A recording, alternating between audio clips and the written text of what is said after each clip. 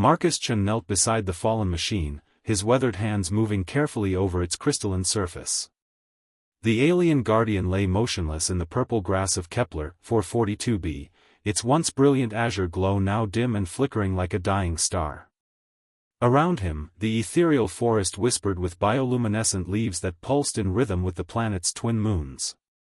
"Easy there, big guy," Marcus muttered, his breath forming small clouds in the crisp alien air. The other colonists had given up on the Guardian weeks ago, dismissing it as another piece of incomprehensible alien technology best left alone. But Marcus was different.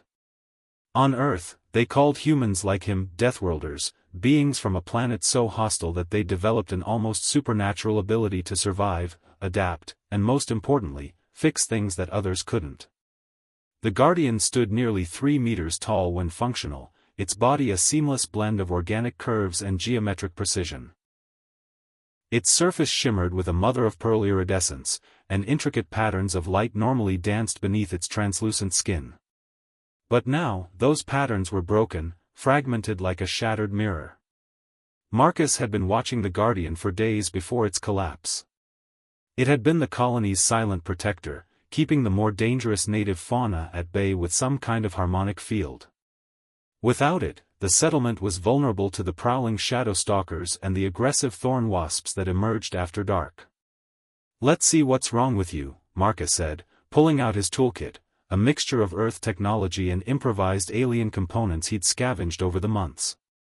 His fingers traced the fracture lines in the Guardian's chest, feeling for the subtle vibrations that indicated active circuitry. There, a weak pulse, barely detectable. The power source was intact but disconnected, like a heart with severed arteries. Marcus had seen similar patterns in the damaged mining equipment back on Earth, in the aftermath of cave-ins and equipment failures that would have killed anyone less stubborn than a human. Working by the light of his headlamp and the gentle glow of the bioluminescent flora, Marcus began the delicate process of repair. He used his plasma torch to carefully melt and reshape damaged conduits, bridging gaps with copper wire from his emergency kit. Where the Guardian's crystalline matrix had cracked, he applied a conductive gel he'd developed from local mineral deposits. Hours passed. The twin moons traced their paths across the star-filled sky, and still Marcus worked.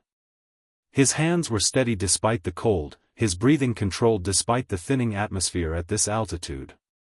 This was what humans did: they endured, they persevered, they fixed what was broken through sheer bloody-minded determination.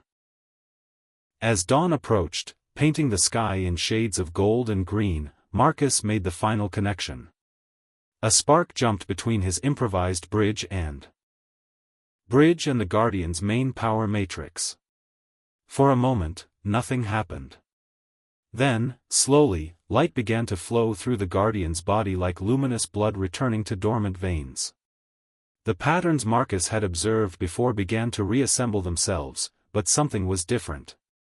Instead of the cool, sterile blue-white glow the Guardian had possessed before, warm golden threads now pulsed through its form, threads that seemed to echo the amber glow of Marcus's headlamp. The Guardian's optical sensors flickered to life, focusing on Marcus with an intensity that made him step back.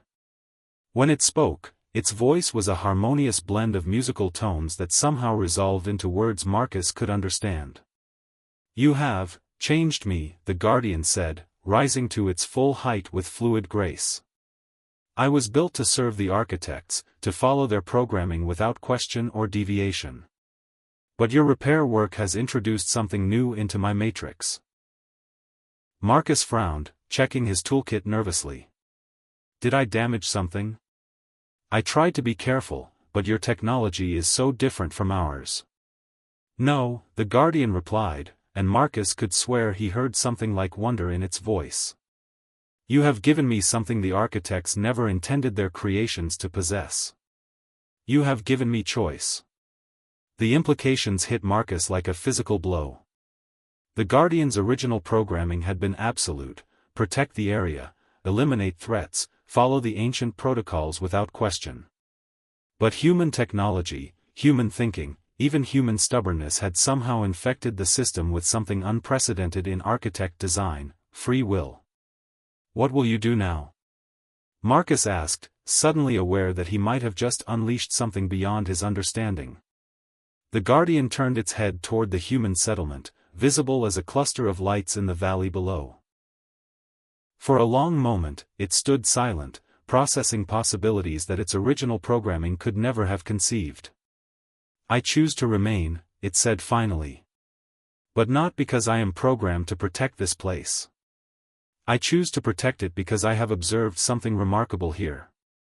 I have watched humans struggle against impossible odds, fix what others would abandon, show kindness to broken things. I have learned from your example, Marcus Chen of the Deathworld." The Guardian extended one of its appendages toward Marcus, not in threat, but in what seemed unmistakably like a gesture of respect. "You repaired more than my circuits. You taught me what it means to make a choice based not on programming, but on something you humans call compassion." As the morning sun crested the horizon, bathing both human and Guardian in golden light, Marcus realized that sometimes the most important repairs weren't to machinery at all, but to the invisible connections between different forms of consciousness. He had come to fix a broken machine. Instead, he had helped birth something entirely new, a being that chose to be good not because it had to, but because it wanted to. The Guardian's golden light pulsed in rhythm with Marcus's heartbeat, and for the first time since arriving on this alien world, the human engineer felt truly at home.